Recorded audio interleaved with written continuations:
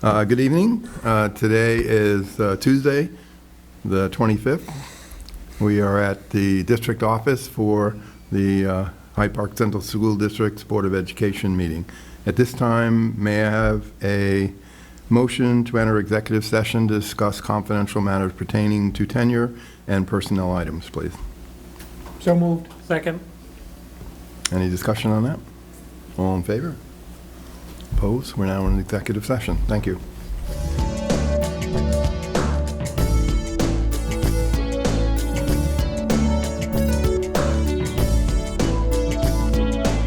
I guess before we actually get started, I want to thank the tech committee for these wonderful screens. This is great.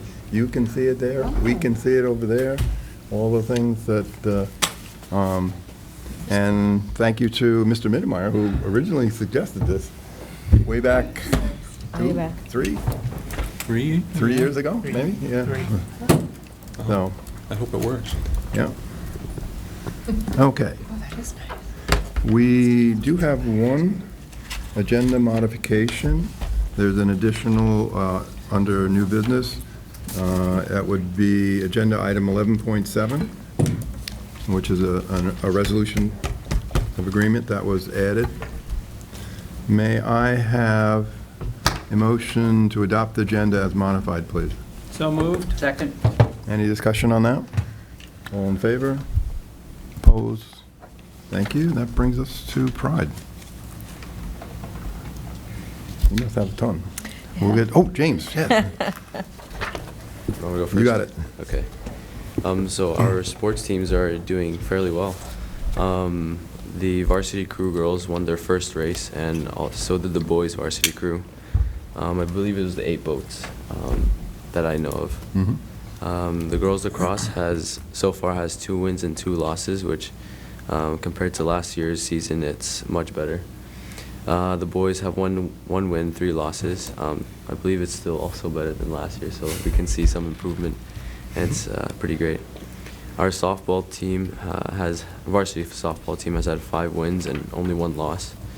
And baseball has a season of 4-6, 4 wins, 6 losses. The boys and girls track teams are undefeated so far in league meets, and things are looking very well for all sports. And all athletes are certainly working hard and practicing well. And community support is a lot to our athletes. And so when the community comes support, a lot of our athletes do have increased encouragement to perform better and to try harder. So when possible, it's good to come out and support our teams. And the schedules can be seen on school's website in the athletics department. These past few weeks have also been great within the school.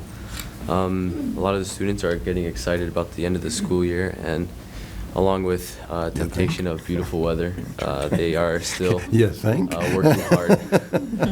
They're still working hard to finish it out.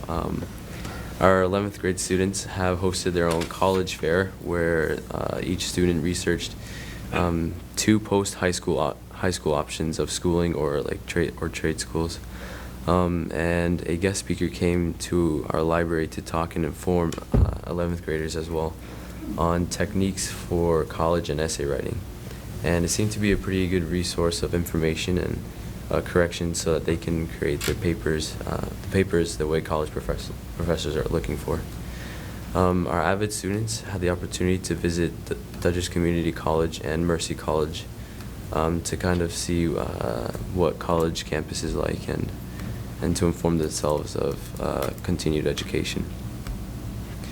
Last night, our National Honor Society, which is a club that sets high standards of achievement for our students, had their induction.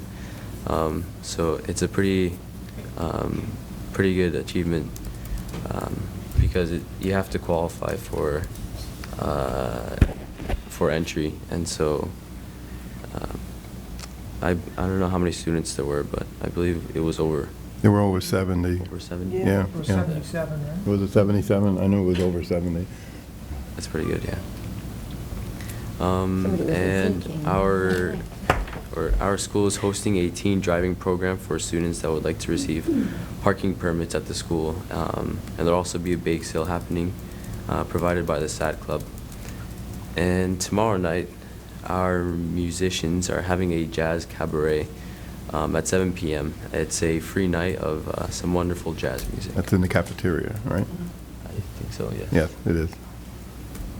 Great job. Great. I'll just add a few, and then I think some other people have been at a lot of things, too. Peter Reinvalt, one of our students, just got his Eagle Scout project for completing some brick columns at the Russian Orthodox Church. We always give a shout-out to Eagle Scouts and the girl equivalent, the Silver Award, Gold Award.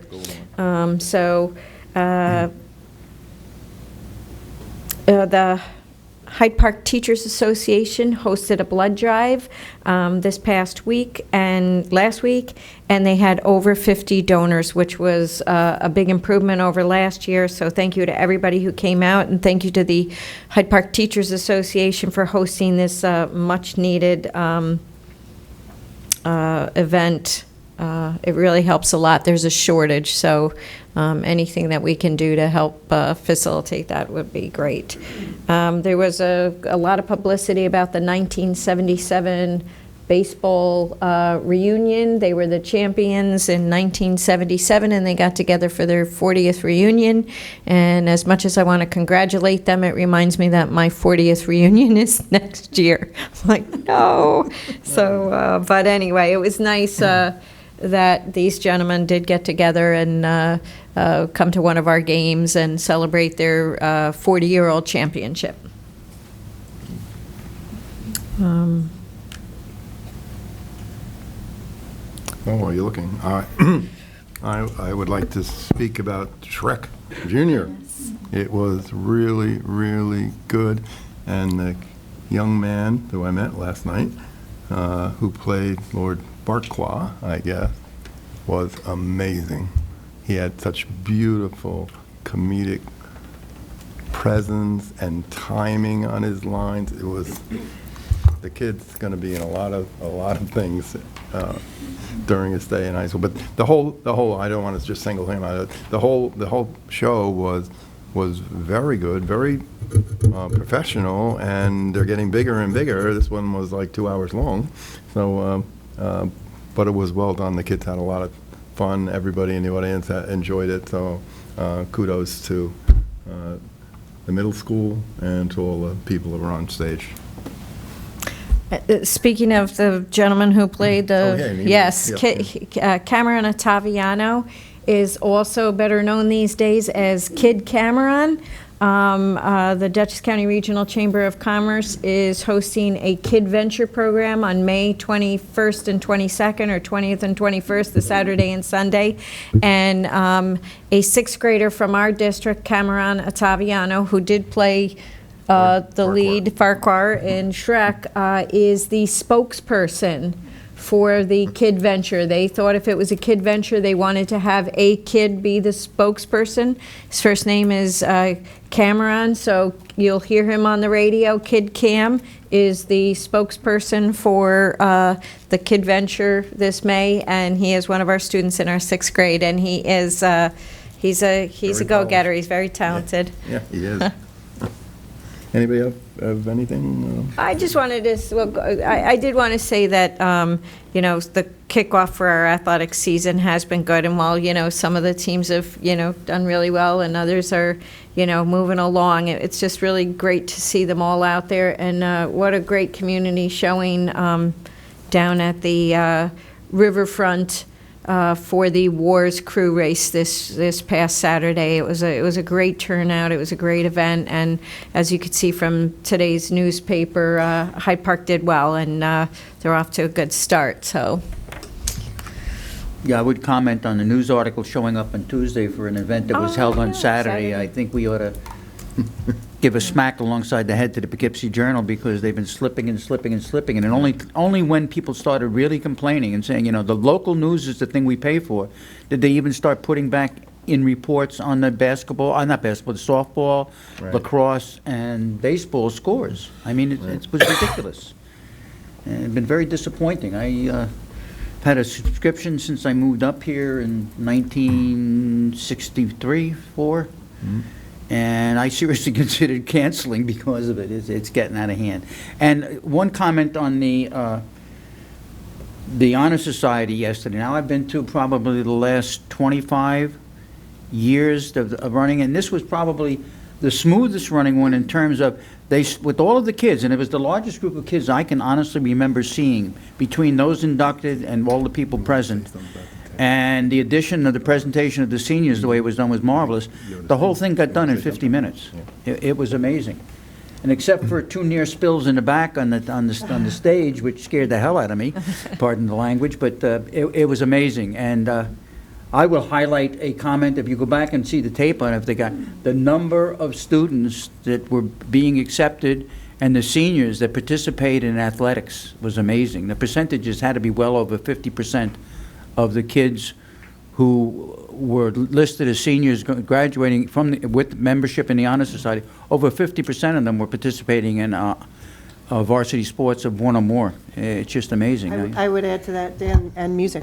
Yeah. Pardon? And And music. music, yeah, Yeah, that's true. yes, music too was a very, very outstanding representation. This was the And the number of first, students, I think, has gone up as I remember, the students that are considering following or pursuing that, either as a main or a secondary course. There were at least 10 people, I think, that, of the seniors that represented, that said that we'll be pursuing some form of music, including, one was it, production? One fellow was taking some kind of production. Well, I kind of like the guy who was going to Star Wars? the guy that wanted to go to the Starfleet Academy. I Yes. thought that was a good one. I thought he was, I think Dan was Ahead of his singling out time, as it a were. certain young Chris. Yeah. And there was actually music this year at the National Honor Society. That And was that the kid was first two. The was piano good. player, I have it written down, Ritter. Ritter. Chris Ritter, was it Chris Ritter? Anyway, Mr. Ryan- Ritter, Ryan senior. Ritter. Ryan? Yeah, Well, Chris is older. okay, well, Ryan he's a is- senior, and it was the first time we had piano music, excellent piano good. music, as people were coming in and played right up until the ceremony he had started. some It string group, and I thought that was a nice change, and he Yeah. was terrific, he really was was. good. Yeah, I'd like to mention the fact that our technology department conducted a community technology forum or education session last week and discussed a variety of topics. Primarily, the conversation was about the kind of work that we at the district do to make sure that the kids see what they're supposed to see and don't see what they're not supposed to see. At this point, it's kind of an arms race. But there were a lot of topics that were covered. You know, why we chose to roll out the devices at the middle school first was another example. So it was a good conversation. I really want to give kudos to Rick Wirt and Therese McKenna for putting that together and conducting it. That's entirely their project, start to finish. They came up with the idea, put together the program, the publicity. So, another example of our people really working hard to try to connect. Was it videoed? If so, will the video be available on the website? It was Was not not. this time. Oh, no. One of the suggestions that came out of it was videotaping it and putting it up on YouTube. Yeah. There were some very good questions. It was a small group, but there was very good questions. And you still have a chance to see the same thing. Next one's at Violet Avenue, I believe. Yes. So what's the date?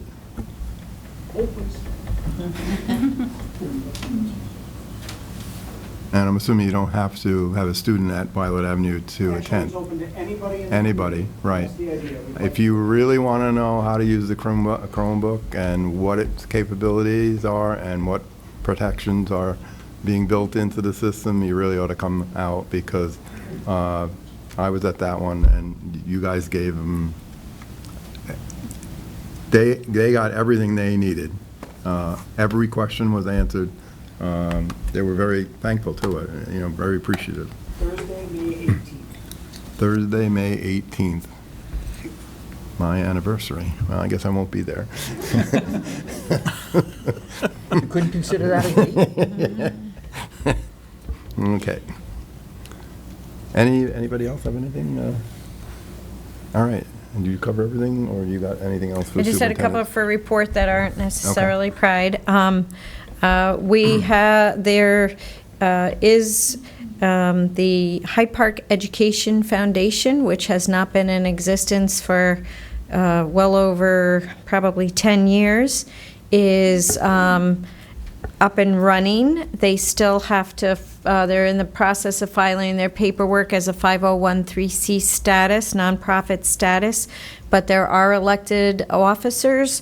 David Roosevelt is the president, Tom Sanford is the vice president, Donna Lackner-Horn is the treasurer, and Josh Stratton is the secretary. So they are still seeking expanded board members. They have some board members. They're in the process of finalizing it, but they are up and running.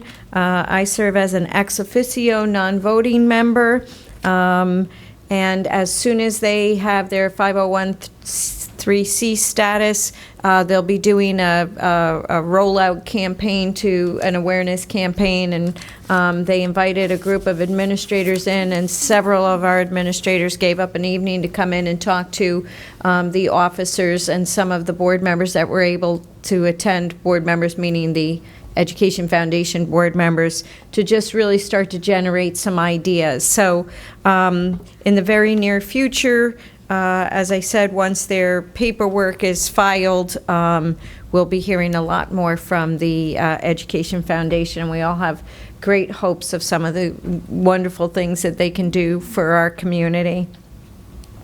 The other is just an announcement that the PTA council meeting, while it appeared, we changed it on all our electronic calendars, but if you still had a hard copy, the date is incorrect. They changed the date. But the PTA council meeting, the next one, that's the district-wide PTA council meeting, is May 1st at 7 o'clock at Haviland Middle School. Linda Elliott and I will be going to do a budget presentation. We've reached out to all the PTA presidents to ask them to share it with their membership. And so that is a PTA council meeting open to all if they would like to come and hear our budget presentation. Okay, is that it? Yep. Okay, that brings us to the BOCES admin budget. Wanda?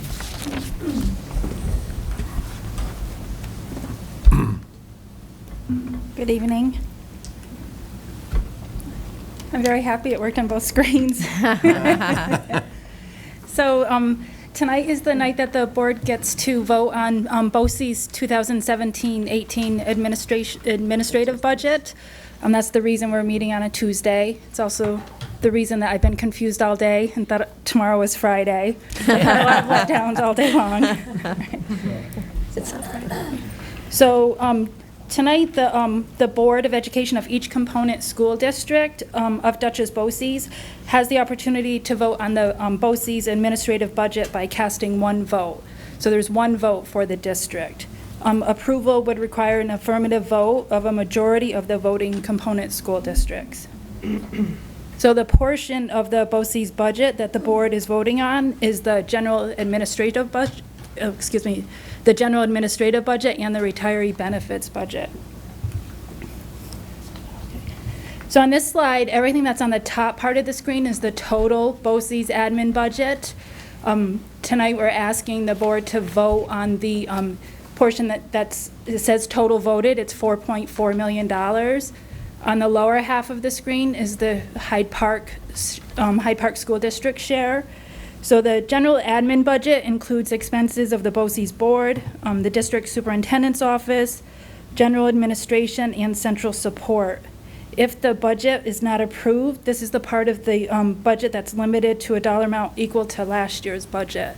So they would be in contingency and they wouldn't be able to increase their admin budget by more than the 16-17 amount, which is the 4.3 million. It's in that first column. So a portion of the budget that's not voted on is the capital and rentals. This portion includes capital projects and the cost of renting classrooms and facilities for BOCES programs. So that's the second part that's listed. So it's the part that says non-voted, capitals and rentals. So we don't get to vote on that. That's the amount of the budget, whether the component districts approve that or not. So Okay. this is all I have for that. This is on the agenda later for the vote. So are there any Okay. questions? I'd just like to make a comment. Yeah. I think we've all, especially probably Dr. Rychek, seen a tremendous difference in the leadership at BOCES, and I think it's reflected there Yeah. with it, that they're doing more than they have in the past, and it's starting to improve. And I think little by little, I think Dr. Hurley has started the ball rolling. I'm encouraged. Yeah. So overall, their admin budget is only increasing by 1.2%. Right. We're no longer renegades. Well, yeah. Anybody else have anything else? All right, we're going to Okay. vote later on. Eric, you're up.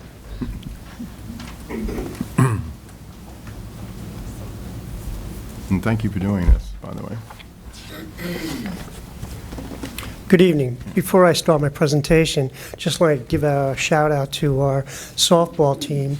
They hosted their first tournament over the holiday break, which they won, and it was a good turnout. They made a few dollars. And also, next Saturday, a week from this Saturday, is the Oval Office meet for the track team. I would encourage the board members and the audience to come out and support the track team. And as promised, from our February meeting when we first Under talked, duress, but, yeah. when we first talked about the opting out for physical education, you asked me to put together a proposal. So here we are. So how is the Hyde Park physical education? I call it the exemption option. You can call it what you wish. I call it an exemption option. And how is it developed? First off, it's a combination of a lot of different programs in the area. When I was here in February, we talked about a few, so it's kind of a hybrid. So I did a little research, tried to fit it together the best I could to make it work for Hyde Park. And then I met with the high school administration. We talked about it a little bit, although they're a little reluctant on implementing it because of some systems that we need to put in place, which I think, and I talked to Rick today a little bit about it, there are ways of getting through that. And what do I mean by systems? It's an attendance issue on when we assign students out of physical education into a study hall. What do we do with those kids? How do we take attendance? To me, there are three options. First option, I don't think it's very good, and that includes guidance and changing schedules. It's just too problematic. The second option is an easy one. The student would report to the teacher, physical education teacher, attendance is taken, then report to study hall. And the third option, the student would report to study hall, and a paper version of some sort of attendance would be taken and then passed on to the physical education. But there are physical education teachers. There are options. We just need to work through them. It's not that they don't like the idea, but there are some things that we as administrators need to work through. Input from 3 students, James was on it, and 2 other students. We heard some of their recommendations loud and clear. And then the input from the high school physical education staff. And again, they're not totally on board, but in all cases, this is good for kids. And that's what we're here for. So if this is something that you really want to do, we all need to buy into it. And quite honestly, you heard me say, I'm not real thrilled about implementing a program like this, but you know what? It's good for kids, so let's do it. So why a physical education option, the exemption? A waiver. Well, first off, excuse me? Oh, Sorry. of just a technicality, it's a waiver? Right. Yeah. Well, it's an exemption for credit. Right. For a quarter. We can call it, we can change the name if we wish. Why? Well, we all know that our athletes put in a tremendous amount of time after school, and sometimes it interferes with the academic progress of these students. So James, and many other students, came before you and asked us to consider this program so that those students can then take that time, rather than being in a physical education class. They're obviously getting the exercise they need after school, but now spending that time in a study hall setting, working on their academics. So that's where we are today. That's how we got to where we are today. You saw this on my last presentation, the Commissioner's regulation. I put in red the bottom because later in the presentation, you will see requirements and criteria for physical education that correlate to that last sentence. So that's why I highlighted that part of the regulation. Eligibility. As I said to you last time I was here, I really think if we're going to do something like this, I don't want to jump into it with 10 through 12. The Commissioner's regulation says that you can do it, but let's start off small. Our 12th graders, we get our 12th graders involved. I will tell you, since that presentation in February, Poughkeepsie has adopted this program. White Plains is considering it, and the Wappingers district is considering it. I have networked with those school districts because they're asking me what I've come up to, and what we're presenting here. We kind of steal from one another, or borrow from one another, I should say. Anyway, 12th grade athlete would be eligible. Has to be good in good standing on the team, and must be academically eligible. The students, as well as the teachers, they felt that students that are failing subjects, they're just going to be a problem. Although they may need the study hall, they probably aren't going to take advantage of it the way the higher end students would take advantage of a study hall. That becomes problematic. That will make the success of the program less desirable for you and the administration. So we felt we needed to put in a requirement that students be academically eligible. Also, just like athletics, it's not a right, it's a privilege. To me, this is a privilege.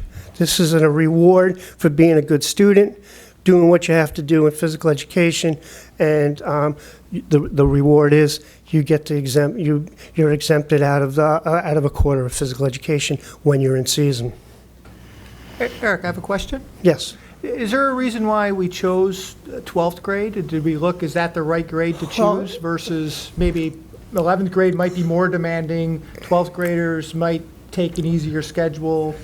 Well, like I said, the regulation is 10, 11, and 12, but we felt it was more, it's a reward when you become a 12th grader. I mean, we can look at it that way. I think the students, and James, you could probably answer that best as a student, but we felt that was more of a reward for the senior as opposed to the 11th or 10th grader. So for, can you repeat the question? Just curious as to, was it just picked arbitrarily 12th grade, or is that the most demanding schedule? The point of this is to give you some time to, use instead of gym, go to a study hall. Right, yeah. Is 12th grade the right grade, or is it 11th grade or 10th grade even more demanding than 12th grade? No, it might be what semester? Yeah, First semester, second, third semester, fourth semester, probably not. But the first two at least. Right, yeah, I mean, are I'm not demanding. saying 12th isn't, I'm just Yeah. wondering if any thought was put behind that. I got the impression that this was a test to see if Yeah, it a worked. pilot, yes, A pilot. and we really haven't let James answer, but you're right. It's just, it is a starting point, and using 12th grade as your test You can't for vote this. anyway, it's all right. James, did you want to? Yeah, it was mostly like a test to see if it would work smoothly within the system. Yeah, but 12th grade, there are some 12th graders that do take kind of difficult courses, but I would say generally 11th grade is more difficult or more demanding schedule than 12th grade is. Yeah, I would point out for my kids, and without exception, all 8 of them, that the challenging year was 12th grade, and the arbitrary factor in there that made the difference was school visitations, to go and see the colleges they were considering and stuff like that, and to verify it. I mean, they took some trips to see it, and then they went back later on where they narrowed it down for in-depth. But the key thing they all agreed upon is it's important to see these schools when the classes are in session. And that brings the question now, if they are scheduled, let's say they're going to take a field trip on a Monday to get to see some colleges, and that's the day that they would be exempting themselves from phys ed, is that considered a legitimate, legitimate absence, or did they have Yes, to make it? because the student would be assigned a study hall. Okay. Okay. And we'll get into the grading a little bit later in the presentation. And again, as I go to the Commissioner's regulation, it talks about knowledge. Well, we feel, as well as the students, that students should have an 80 average in physical education, the quarter or the marking period before they are exempt. I think that's a minimum standard. I think, as the kids said, the students had said, every student should be able to get a 90 in physical education. Yeah, I agree. Students must pass a physical fitness test. The staff, again, felt that there should be some standard related to fitness, some requirement. And if you go to the Commissioner's regulation, it does talk about that. Now, I'm trying to work through the staff a little bit with this. Right now, James can attest, they are doing physical fitness testing in class. Some athletes don't do as well because they, in simple terms, they're dogging it. But now, that's physical fitness test is going to mean something, because they're going to have to try their best in order to be exempt the following quarter or the following year. And we're just working through the test. There are 4 components that the students are tested. I feel, this is my opinion, and I'm working through this with the staff. I'll make it like the advanced placement or the old selection classification. Students are allowed to fail one component and still be moved up from a 7th, 8th grader to 9th grade. I think that's only fair. We're working through that, but I think it's important that there should be a physical fitness requirement. Eric, Yes. in the hypothetical situation, let's say that we adopt this, and furthermore that we decide to implement it for 10th and 11th and 12th graders. Bullet point 4 on the last slide talked about receiving 80% the prior year. If a student were involved in sports 3 seasons, it's conceivable that the last time they got a grade would have been their freshman year. I'm not. Meaning if we implemented this 10th, 11th, and 12th, the last grade they would have in the books would be in 9th grade. Okay, 9th grade. We're only doing piloting as 12th graders right now. I understand. I'm proposing a hypothetical situation where we adopt it. Then we would have to change that somewhat, and we'll work through that. Okay. Okay. Again, and you'll see later in the slide, at the end of this year, it's very, very, going to be very important that the athletic director, the high school principal, and the students, and a representative from the phys ed staff all get together what worked, what didn't, and we want to make improvements. And we may have to do this on the fly. We may have to do this during the school year because certain things will come up that we just don't know about. Excuse me, just aren't students that are involved in athletics required to maintain a certain academic requirement in order to be able to participate in Academic athletics? eligibility, and we talked about that. So they would have to be eligible to participate in athletics as well. So Right. that might be able to come into account. Sure, but bullet point 4 on the prior slide talked about an 80% Only- specifically in phys ed. Phys ed. Is that right? And I think we're, you know, we are going to have a little bit of latitude this year because going into the first year of this Sure. program. Yep. What I told the staff today was if this gets approved, we're going to have to roll it out. And my plan is to meet with the 11th, 12th grade classes and let them know this is going to be available. And how much time would that require? 2 days, 3 days, we can get that done. Eric, when we have 4 semesters in the school, and we talk about 3 sports students, does that leave us with one semester in which they are We're going to attending? address that later in the presentation. Okay. Requirements for the exemption. I've already developed a application. Those applications would be available to the students. The students would then submit that to the Director of Athletics for approval. The student is expected to attend and participate in physical education until the approval is granted. This doesn't mean that if a student is not going to attend physical education at all. There's going to be parts of the year where those students will be in class and the teacher will be responsible because of the way the marking periods are and the way the seasons start and end. The student must follow the athletic code of conduct. The student will be exempt from participation for 1 quarter. And it talks about fall season would be the entire first quarter. The winter season, my initial proposal was just the second quarter, and then the student said to me, Mr. Romanino, in February is probably our most grueling time, especially as track athletes or basketball, where you have sectionals and states and more time. So we agreed on, ending at the progress report, which is usually around first, second week in March. So what I did was, I talk about a hybrid, a combination of different programs. If you remember at the last presentation, there were high schools where the program students would enter the classes at various points during a quarter.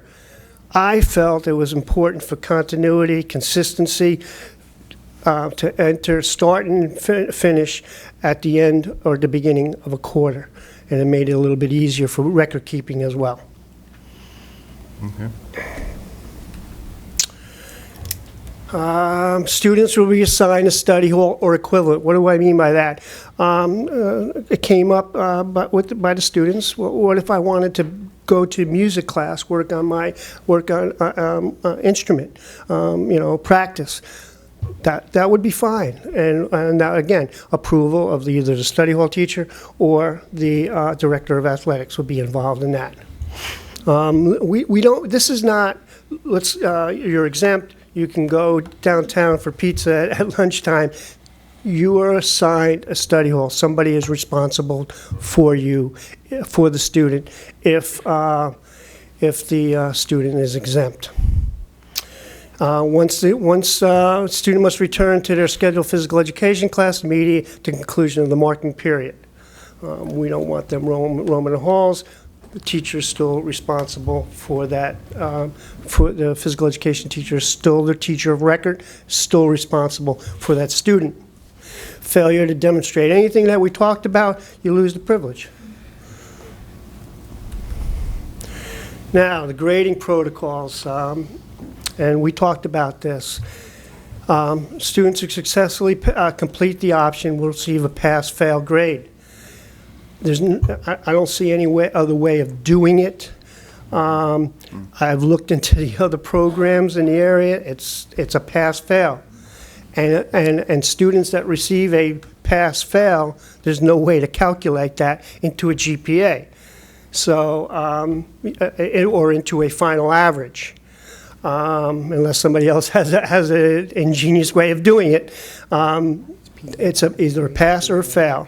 So one of the things I said to the students, does that matter to you? And according to the students, no. What was most important to them was the time in the study hall working on their academics. So that's a choice they are going to have to make. Any student who loses the exemption privilege must return immediately to the scheduled physical education class. And again, systems, we have to create systems. The varsity coach has got to be aware, look, if so-and-so quits your team or you throw the kid off the team, you have to immediately report that to the athletic office so that we can get that student back into class. And then in number 4, it just talks about how we would calculate a grade if the student had to go back into the classroom after being exempt. Listen, we're not here to try to hurt kids, and that's why I say consultation. If it's the 6th week of the school year, 7th week of the quarter, and the student now has to go back into class, we have to find a way to pass that student. And that's something that is going to have to be worked through with the director and the coach.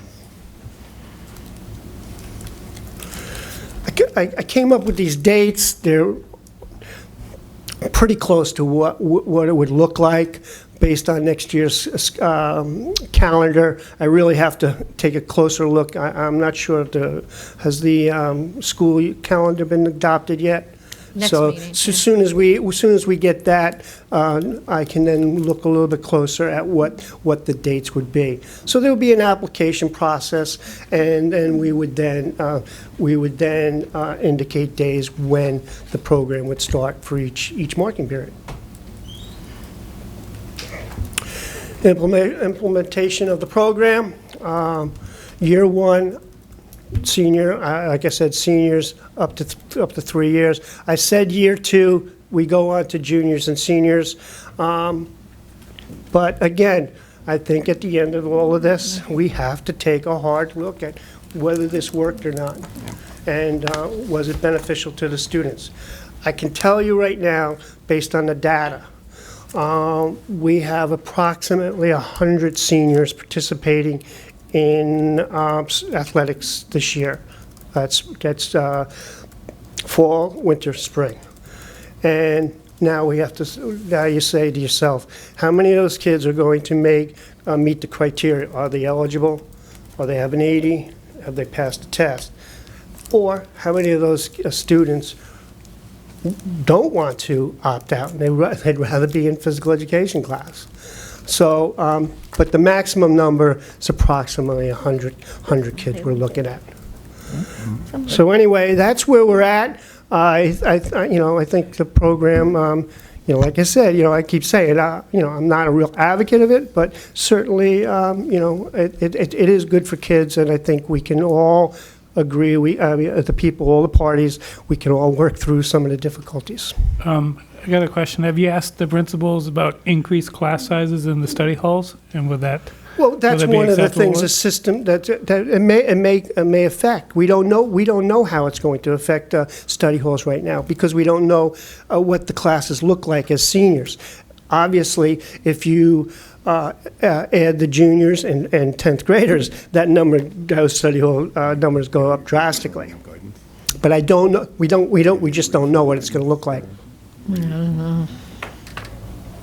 Eric, a while back, well, a number of years past, for 2 consecutive years, they brought up the athletic director from North Rockland, I believe it was, to discuss NCAA requirements. And one of the things he pointed out both times he spoke here was what is a common misconception is that phys ed is not a class that the NCAA considered as a requirement. And the particular year he came up, the first year he came up, he had 3 students within his school that had lost their eligibility for Division I scholarships because they did not get credit for taking physical education that year. But they are getting credit for physical education. The question was, does this program meet the criteria for the NCAA? Yes, All right. it suffices the requirement, because at the end of the year, Instead of getting a numerical grade, they're getting a pass-fail. Hey, there are still districts out there that do pass-fail. I'm totally against going that route for every student, but certainly for those students that do well in physical education, it should be calculated into the overall average. Okay. Is there any questions? Yeah. It sounds like you had conversations with representatives from other school districts? Yes. What kind of variations were they coming up with to what you've proposed? Some just like this. Poughkeepsie, maybe a bad example, but they're going in feet first. They're doing 10, 11, 12. I'm not so sure that's a good idea first year. Wappingers is considering 10, 11, 12. Me, I like things small and then expand. There are problems associated with this. We don't know what those problems are until we try it. And maybe what's the word I'm looking for? I'm a little paranoid, but that's the way I operate. Cautious. Cautious. Yes. Okay. All right. Yeah, I think caution is the right way to approach it. I know there's a lot of corner cases and exceptions. It's a complicated issue.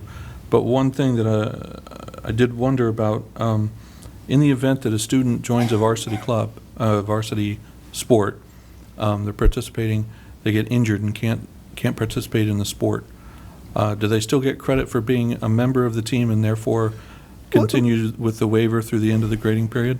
Good question.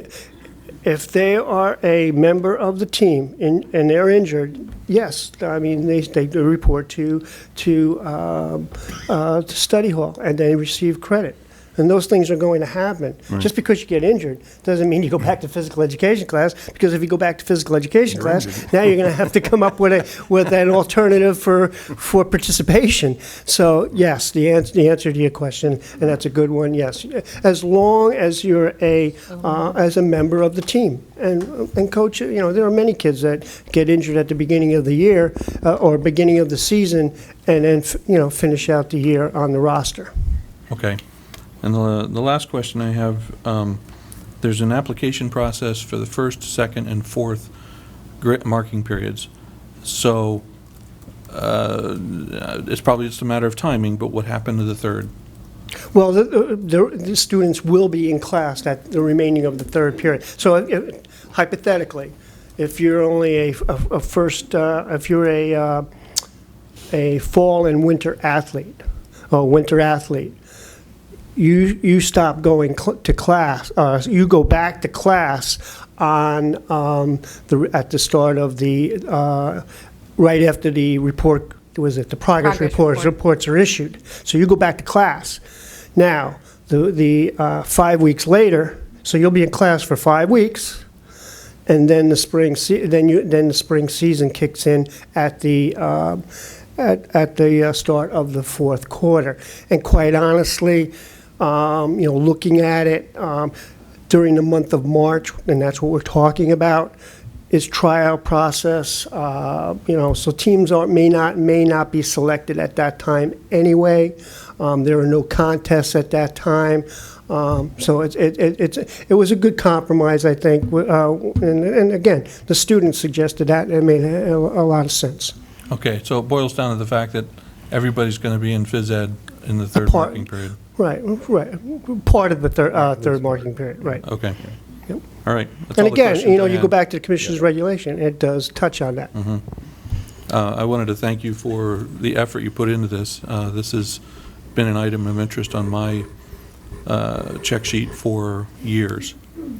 So I'm glad that we're seeing this. Barry, you have it? Yeah, I just want to say, I think it's a great report. I think it's some great information. I'd be just curious, you've mentioned a couple times that, it's, you're not a huge fan of it. What's your greatest apprehension after going through all this? Where's the shortfall? It's just philosophical. Okay. I was a physical educator. I want to see kids in physical education classes, and that's really the apprehension of the physical education teachers at the high school. It really comes down to philosophical. But you know what? We got to put that aside, and what is good for kids? And to me, this is good for kids. Great, Okay. thank you. I would Thank you agree very with, much. Mr. All right, Romanino. before you step down, James was in the middle, James was in the middle of saying something. again, I you was- gotta, If you want to Sorry, yeah. you want to compete in I this would, crowd, use you your know, mic. I'm wearing hearing aids, you have to talk All loud. right, yeah. I would agree with Water bottle, Adam, Mr. Romanino. Yeah, that'll work, that'll work. In that a lot of students are very grateful for, and hearing about this PE exemption. A lot of the younger athletes that I'm friends with and I've talked to have been pretty excited about this, and so I can say for them that they're pretty excited and that they're ready. I think they're ready for something like this to happen for them. So they're very grateful, along as I am. I would like to propose that we have a pilot. Not that we have a program, but that we have a pilot, and we see how it works, and we revisit it next, at the end of the first year that it's implemented, and we get a report on what worked and what didn't, what we could change, what we could do differently. I don't want to commit to this forever, but I would like to, at least me personally, I would like to start this, to see how it works. And I don't know what the rest of the board, I think I would just do, you mentioned early on that you're doing it as a reward for the seniors versus what's in the best interest of either juniors or seniors, which one needs it the most? Most, right. Versus a reward. I would just make sure that we do that needs-based versus a reward. Okay. so Yeah, I like the idea of it as a pilot for the first year. And I agree with the seniors. We don't know what it means for mixes to study hall, even the amount of kids that would be in the PE class. So I think we need to go a little bit slow into this and see how it works. so I guess your marching orders are To implement it. go over this again in your mind, talk to the people involved, get your acts and ducks in a row, and I would think maybe after the second quarter, maybe a report, on how's it going. that. Mhm. Is that right? Yeah, I got it. Yeah. What would be the follow-on at this point? Will there be a resolution presented for the board to approve, or? I think I don't think if the we need it. regulation, the state regulation allows for it, right? Then the state regulation Yeah, I don't allows think for we this. Yeah, yes. So I don't think we don't have to have a resolution. We just have to, we can do a resolution if you want. I think just the informal, I go think we for just it. give him the. I mean, we the approve. authority to implement it. Yeah, we pilot, approve, I believe we approve by resolution, the addition of new courses and programs that are being offered to the students through the guidance program. If I'm mistaken, I'll... That'll be your first roadblock, by the way, guidance. I can That's why I want to guarantee take it. them out of it. I can guarantee it. So I agree that I want to see a trial move forward, but I also share an interest in making this more of a needs-based program that Mike expressed. And so limiting it to seniors, I think, is really missing an important constituency here. Is it possible that we could come up with a set of criteria whereby juniors could be included, or make it entirely needs-based by setting some sort of a parameter or a threshold based on the number of classes that are being taken? So, for example, one of the pressures that I know exists at the high school is that there are often students who have such a full schedule that they can't take lunch. So those are the students that I think would be serviced by this program better than almost anybody else, just as an example. Now, I know I'm adding complexity to an issue that's already a pretty busy issue, but I agree with you, but as we talked about, small steps first, and then see what the problems are. Certainly in the second year, I agree with you. I think that can be done. If you look at the criteria, 80 average in phys ed or academically eligible, we've really cut off really cut off a proportion of the student population. maybe we have to look at that as well next time. When we look at when the applications come in, how many of those kids were eliminated because of that criteria? That's data that we can use for the following year. But I agree that starting next year as presented is a way to go, and then we build from that. And I totally get it. I get it. Needs, there are kids that I've seen throughout my career, no lunch. They're taking physics. They're taking chemistry. They have a full load that probably could use that time to be in the library. And that's what really this was what the program was targeted for, or who the program was targeted for. I want to also say that having a pilot doesn't mean we'll continue it. Right, correct. All right, and I would, when you talk to especially the students that are in it, they are they're the people that are going to make this program or not make it. If they mess up and it gets canceled, it's on them. Well, and I go back to what I stated earlier. That's why there are there's the criteria for eligibility in academics. I'd like to just add to your comments, Steve, about eligibility and the needs and stuff. I wouldn't want to limit it to like those that have a full schedule per se that we can tangibly look at, because some of the kids aren't taking as many classes, but the demands of the classes might be higher. And as far as the senior versus junior schedules go, Mike, that you were talking about, I think we can also say that the seniors, if they might not have quite as pressurized a schedule as the juniors have, they're also filling out college applications and scholarship out. So they've got another set of stresses going on too. So I see the two grades as being somewhat equal in needs-based for the athletes. And, I think the complexity of trying to move this to a needs program is well beyond anybody's thinking about right now. I had 8 kids go through this program, and if it was a needs-based program, 5 of my kids I would recommend for it. The 3 kids I wouldn't recommend all had the higher class requirements. They were capable of doing it. I had a son. You tell him something once, it was filed away, he would repeat it for you 3 years later. He wasn't, what do they call it, remember everything, but he just absorbed things. Some of the other kids had to grind it and process it several times.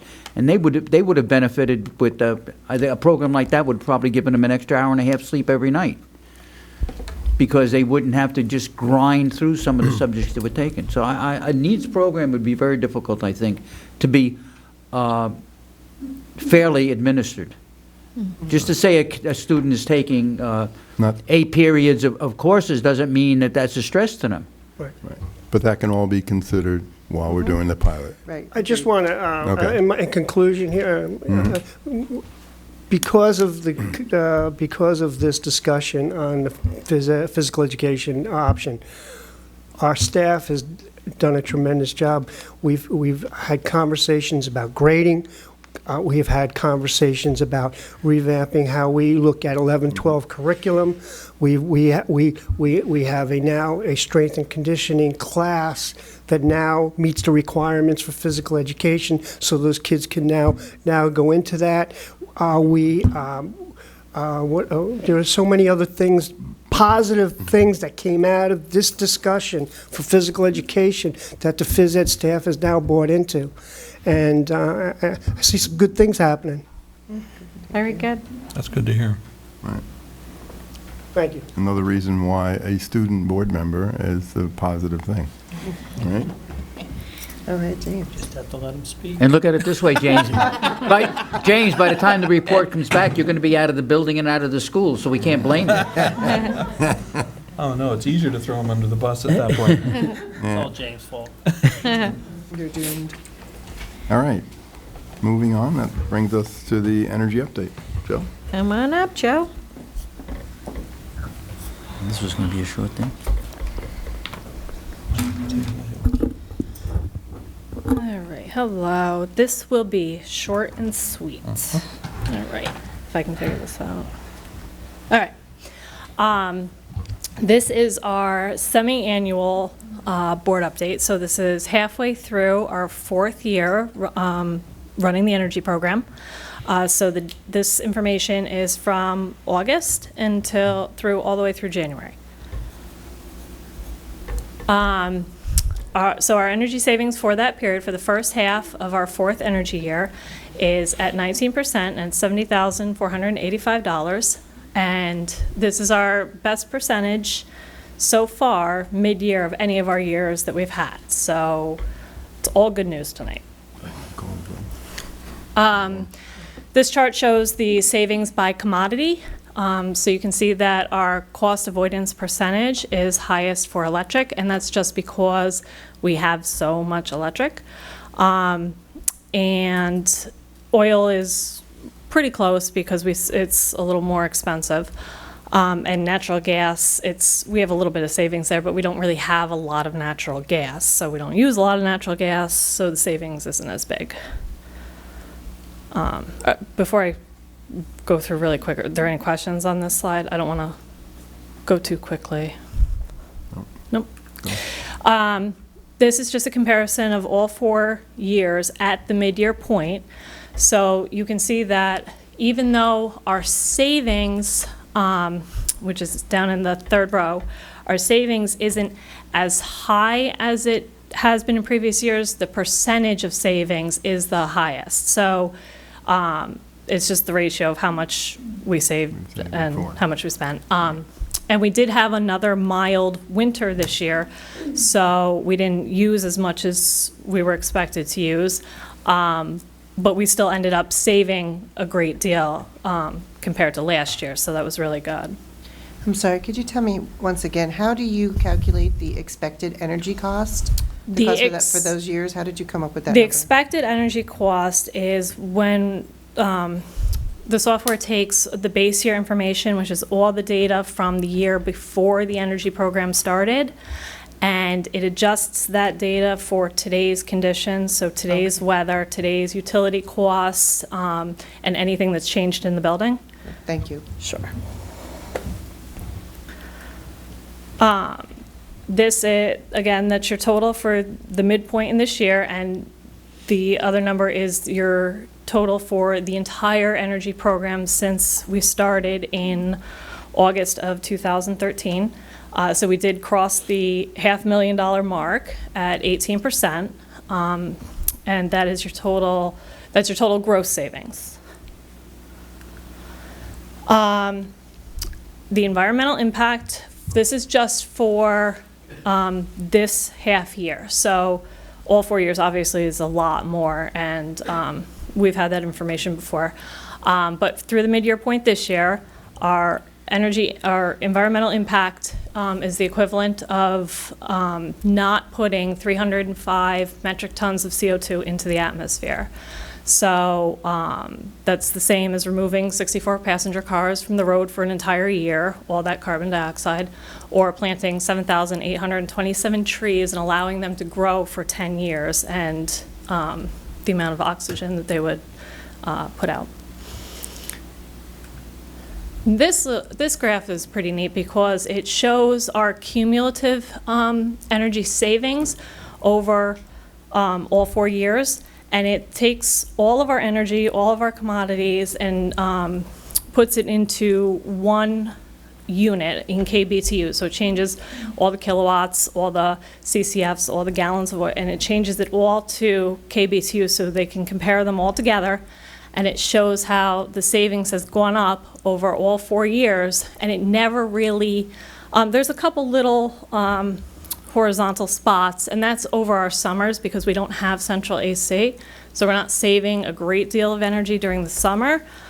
So that's where those little flat parts are, but you can see it never really just plateaus or goes down. We build each year, we build on what we're doing, and it becomes greater and greater savings as we go on. So I just thought that looked really cool. And Looking ahead, the spring break shutdown was pretty good, as I expected it to be now that we've been doing this for 4 years, and most of our schools are on board and doing what they need to be doing. The high school, of course, is the model for the district, and they always shut down very well. And the middle school, we had some work being done at the middle school over the break, so we had a shorter shutdown period there. But the classrooms, as far as what the teachers were expected to do, looked good, and our elementary schools, everything looked pretty good. There wasn't anything outstanding. So I feel like we've really come a long way in changing our habits and not having to go back and harp on little things over and over. We kind of know what we're doing now. We're on a roll. And we're making adjustments now for heating for the spring season. Spring and fall are really difficult because of the cold mornings. It can be in the 30s and 40s in the mornings. It can be in the upper 70s in the afternoon. So there's a big swing. So we have to make sure the equipment is set up to come on when it should in the morning and go off before the buildings are overheated at lunchtime and everybody's opening the windows. And the sun really does that in the buildings where we have second floors. And for Earth Day, for all the elementary schools, I distributed an explanation of Earth Day, a flyer to all the teachers, and asked that, they discuss with their class what the energy program means for their class, like what can their class do to help the energy program in their school, and just write a quick sentence on what their class can do or does each day for the energy program, and post it on their doors so that we can share what's going on in the schools with energy and make it more visible to everybody in the buildings. And it just so happened that Earth Day fell in a week where we didn't have testing that exact week, which has been rare the last few years.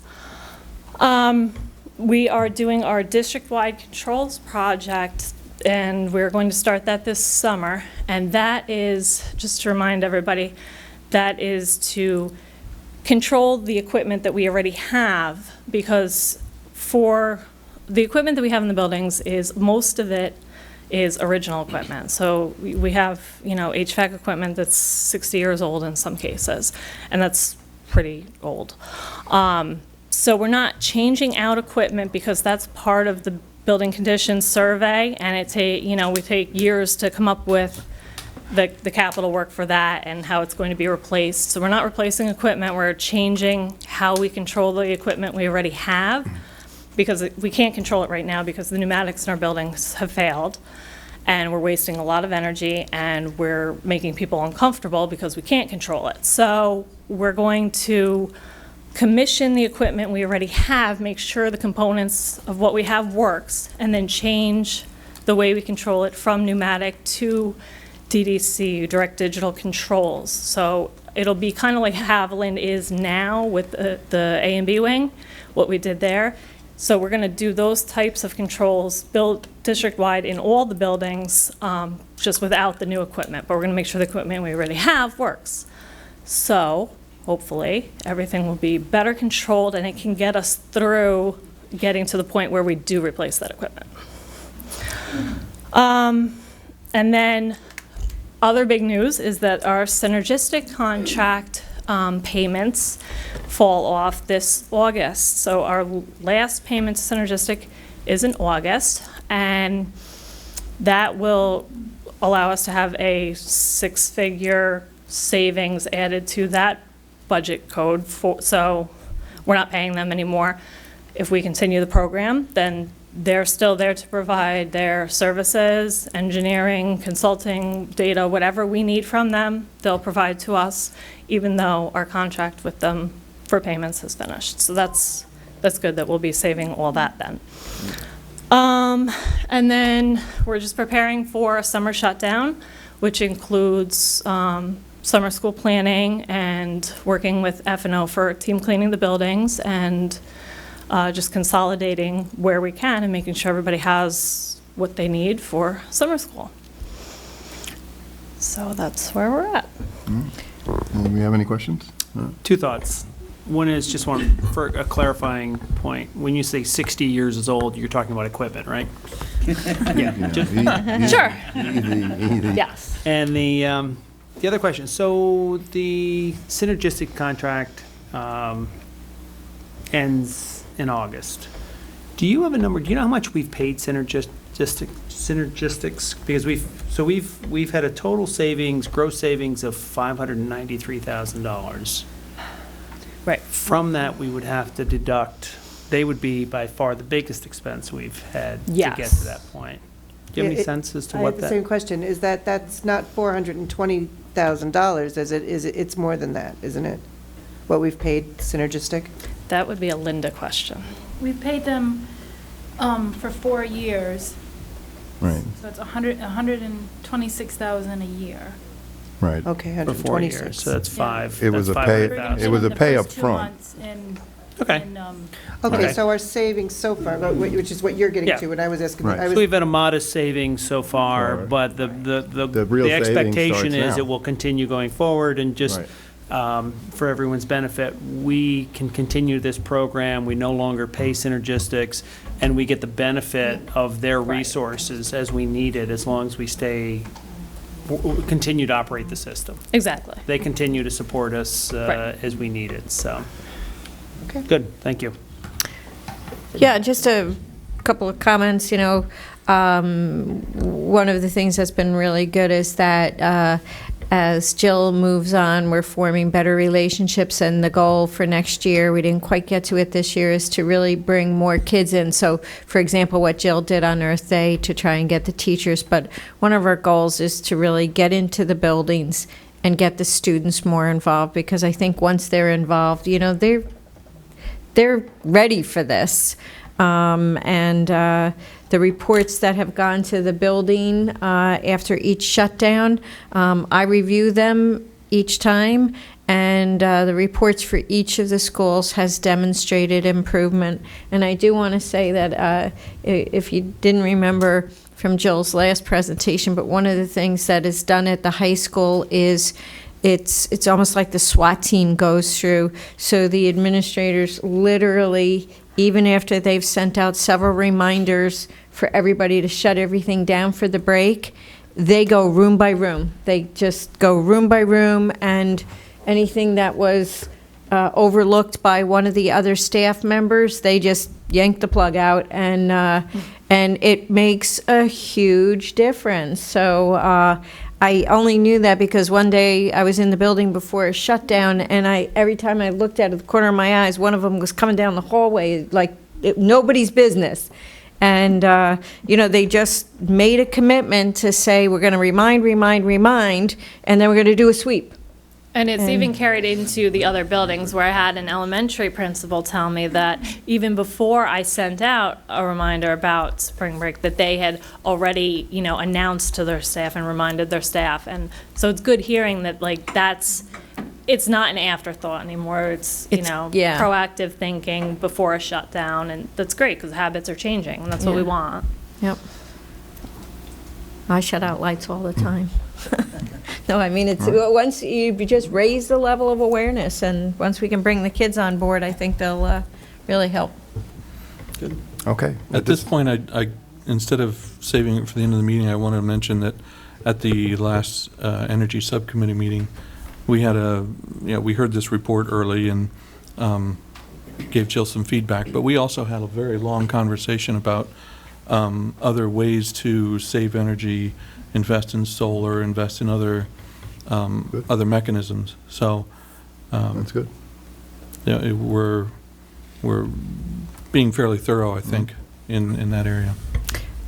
Not to belabor, but one of the things also that we thought each year when George gives his presentation about the buses, we always ask about the propane buses. And in one of our monthly meetings, I mentioned to Jill, was this something that the Energy Committee could look at? And she wholeheartedly embraced that. It happens to be an area that she has some knowledge.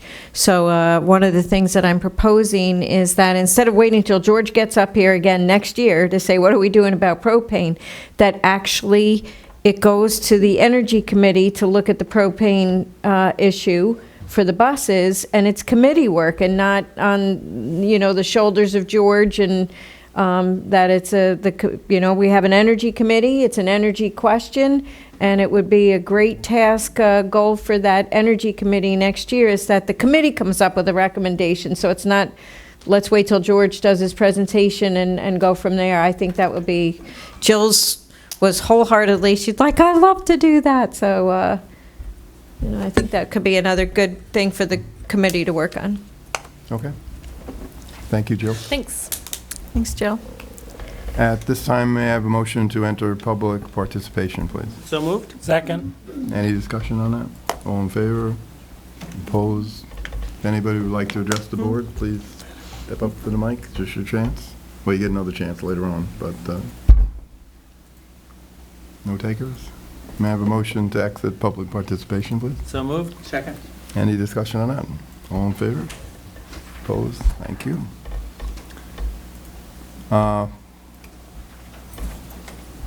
The board will notice that under board discussion, we moved up board's subcommittee reports because the clerk and I felt that it would be a better time to discuss them.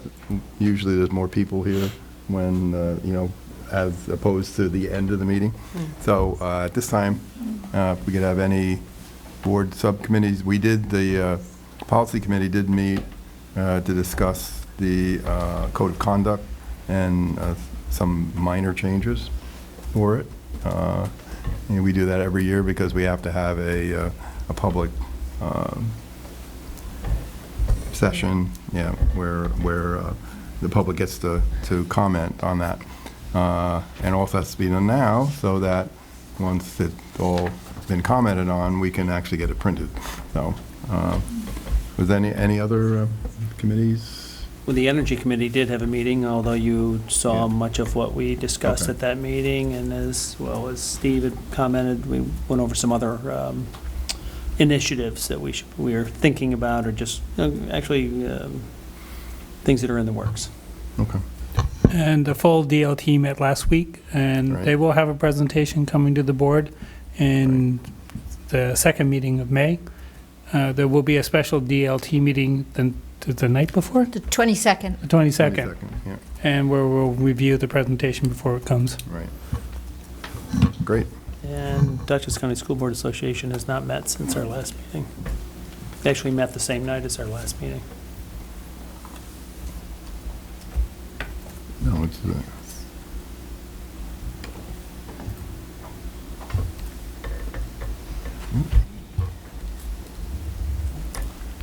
all right. That brings us to the consent agenda. May I have a motion for 10.1, the consent agenda, please? So moved? Second. Any discussion on that? We want to, Yes. On the consent agenda, part of the consent agenda is also the personnel agenda. And tonight, we would like to acknowledge first a resignation of Jim Hubel. Jim is moving on to a district down in Westchester. It's an excellent opportunity for him, a real opportunity for growth in many, many ways. In the, 4.5 years? 5.5. We really like to thank Big Jim. We're going to miss him on many, many, many levels. He's done a lot of great things for the district, and my personal bodyguard is leaving. So now he's everybody really is wishing Jim a fond farewell and thank you for his service. Also on the personnel agenda tonight, we are very pleased to announce and put before the board for their approval 2 new elementary principals, and they are here with us tonight. So if you could please stand up. Lynette Williams is on the agenda to be appointed as the North Park principal, and Christine Jamin is on the agenda to be appointed as the Netherwood principal. I'd like to thank all of the people on the search committees, all of the people, parents and staff members who weighed in on the surveys, the personnel subcommittee of the board. It was a collaborative effort district-wide. And these are the 2 finalists that are on your agenda for tonight. So welcome, and we'll Yeah. say something after they vote. Right. Yeah. No, I think we got this one right. I would just like to add to Greer's comments in reference to Jim's departure from the district. I think Jim's been a huge asset to the district. He's helped us out in some times when we had a void that we had to fill before Elliot was brought in. I mean, he's real aces, and they're going to be lucky to have him. Yes. All right. All in favor? Opposed? Thank you, ladies. Congratulations. Welcome. Congratulations.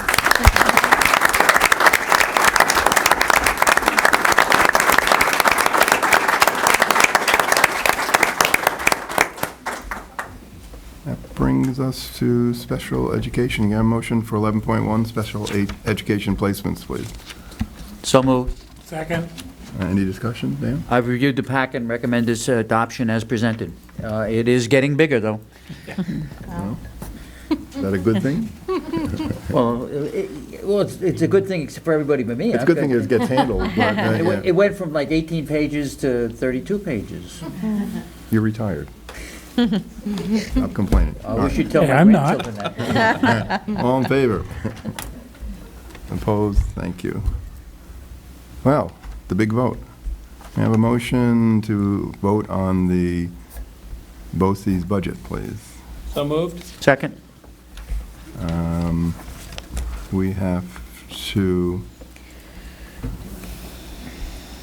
we have to cast one vote. Do you want me to cast one vote in favor or disapprove? Approve or disapprove? I am inclined to approve.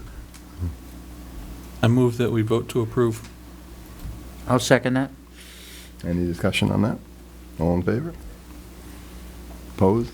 Thank you. We are now cast one vote to approve.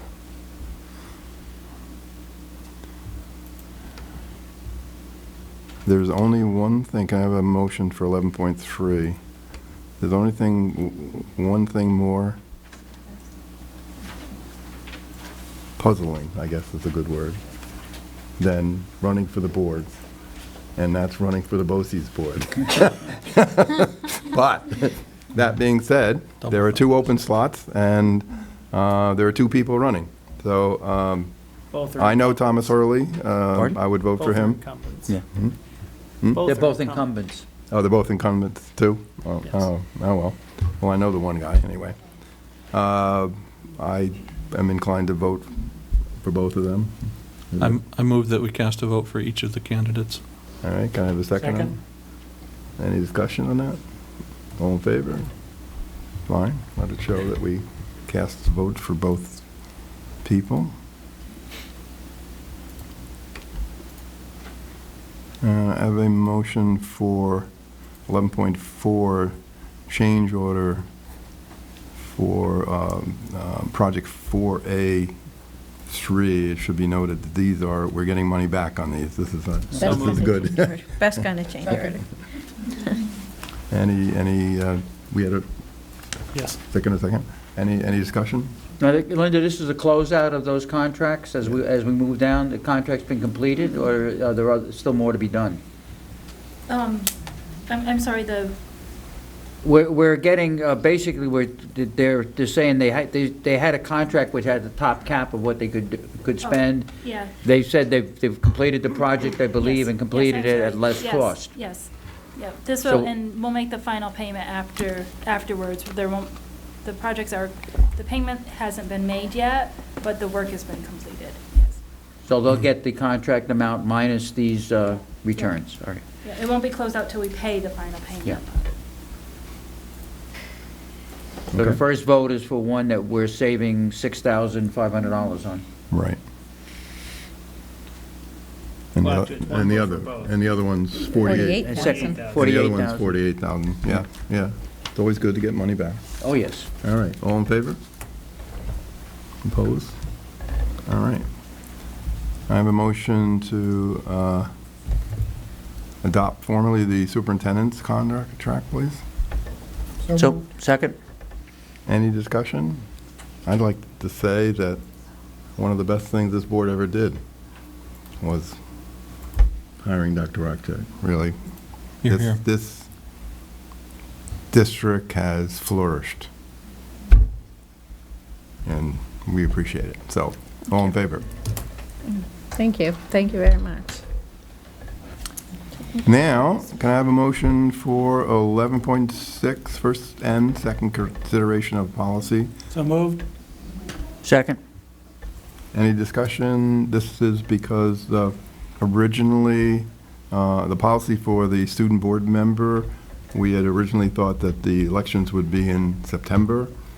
So we listed the 12th grade teachers as the source. But since it's now done in June, we're changing that to the 11th grade teachers. Okay. So all in favor? Opposed? Thank you.